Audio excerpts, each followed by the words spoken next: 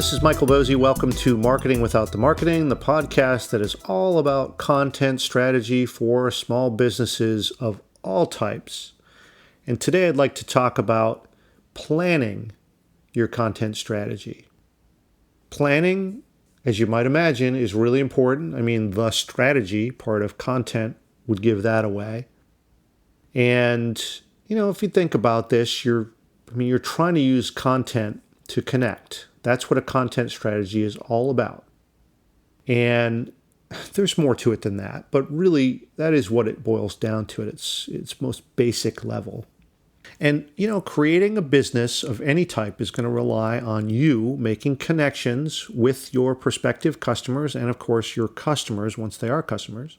It doesn't matter whether you're building a product, offering a service, whatever your business does.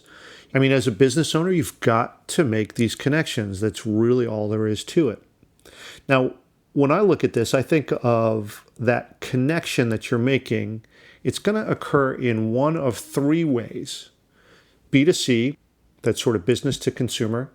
B2B, that's business to business. And then a third one, which people talk about in different ways, but I always call it C2C, sort of customer to customer.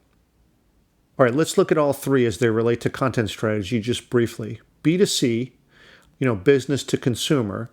Now, if you don't connect with your customers and solve a real problem for them, then you don't have a business. It's really that simple. So in a B2C business, those connections are absolutely critical. You now have the means in the new world to connect directly with them. Huge opportunity, and you're going to do that with content. Now, it's not really that different for B2B, and that's, of course, business to business.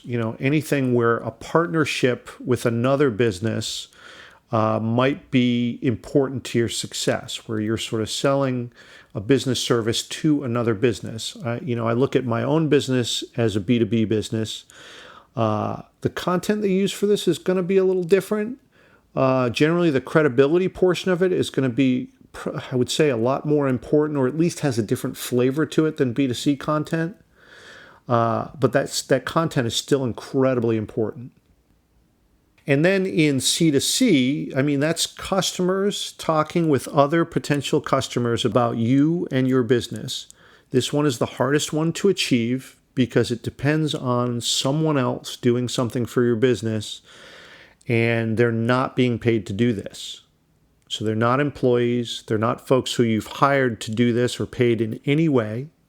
And that payment isn't just money, by the way. That can be incentives, contests, giveaways, anything that sort of incents someone to do something or to tell your story to others. It can't be about that.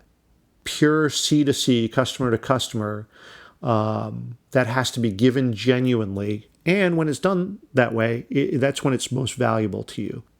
And look, this is not going to happen right away. This is something that you have to build towards. It's going to take some time. But if you can unlock this, if you're lucky enough to get to this point in your business, you got a real shot at success because now you can actually scale. Now, each of these three connections, each of these three categories is going to happen around content. Now, sure, there will be some face-to-face interactions. Your business is not going to all be, conducted in the digital realm, or maybe it will. But even so, you're still going to have a really good story, a really clean sales pitch.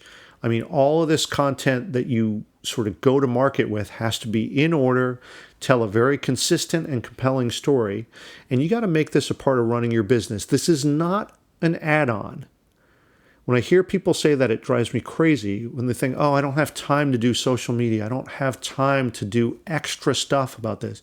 If it feels extra, then I would say you're probably not doing it right. Because this is a powerful form of marketing.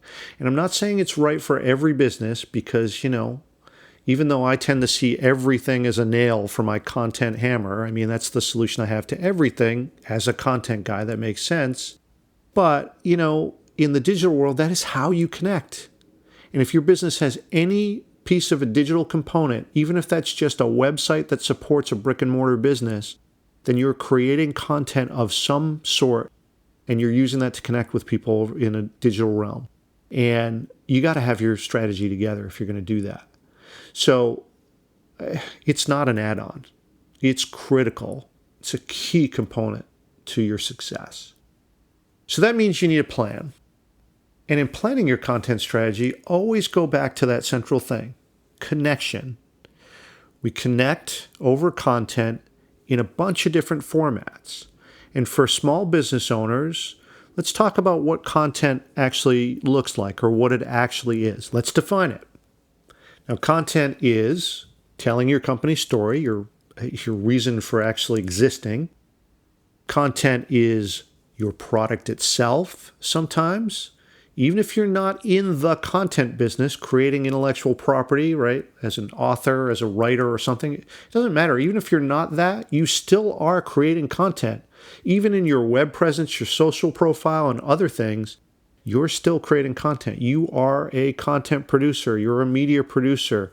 This is the way things are. As soon as you enter the digital realm, you're creating content. Now, I've talked a lot about this in other episodes, right? Your online presence is going to be your website, your blog, or something similar, and your social media presence. And so, yeah, all that's content. You got to look at it all as part of your content strategy. So that even includes, your 140 character tweets, content, or your 20-page research paper, content. It's all content, and it all needs to work together to support your mission and what you're trying to achieve as a business. Now, content is also supplied by others too. We call that user-generated content. So that means that's social chatter, what people are saying about you in social channels. That's product reviews. That's important too, what other people are saying about you. And of course, any sort of form of that C2C advocacy. Anytime someone is articulating something about your business, that's called user-generated content. And like I've said before, it can be immensely valuable, sometimes even more valuable than the content that you've created yourself. Sometimes you can talk and talk and talk about yourself and your business.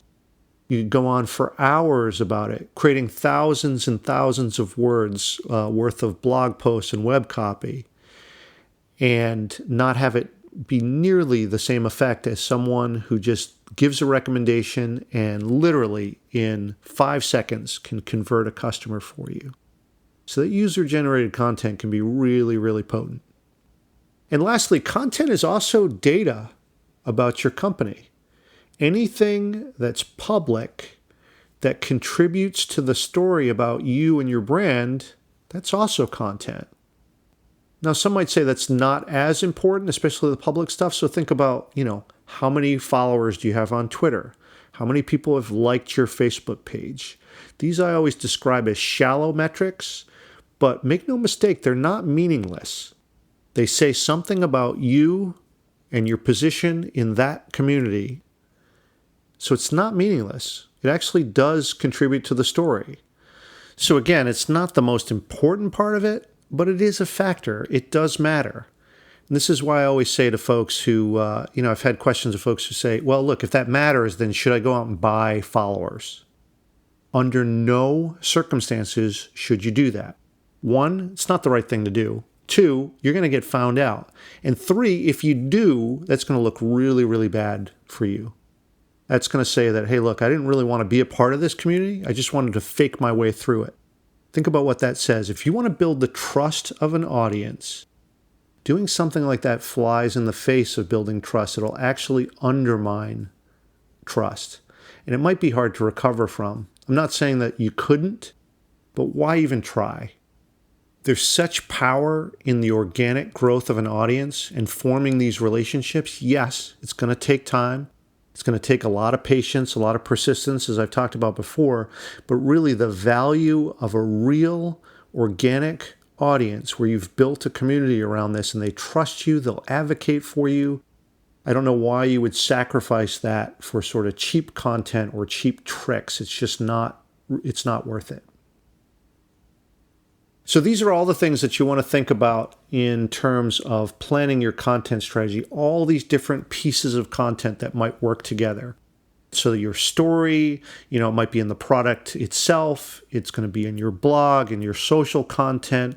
It's going to be user-generated content, data about this. All these things are going to work together to form a picture of you. And the strategy part of content strategy is just making sure that all of that stuff works together. Are you building content so that it is efficient? You're making multiple uses of the same content if you can. You're refactoring it. You're doing things that help you get more out of the content that you produce. And when you do that with a strategy, then you can start to be a lot more efficient, a lot more effective, and like I said in a prior episode, be really treating your content as an asset and using that as a core piece of your business. And if you are in the digital realm or any piece of your business lives in the digital realm, this is going to be really important to you. Okay, so I hope that you find this to be helpful. Like I said before, I got a ton of articles on content strategy, how to plan it, how to think about it. I invite you to go check that stuff out at michaelboezi.com, or you can follow me on Twitter at mboezi, Boezi.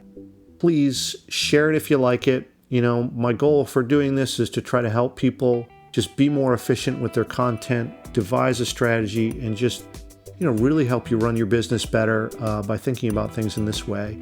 And I hope that you're finding that to be the case. That would make me really happy. All right, well, thank you again for listening. Always appreciate it, and we'll see you on the next episode.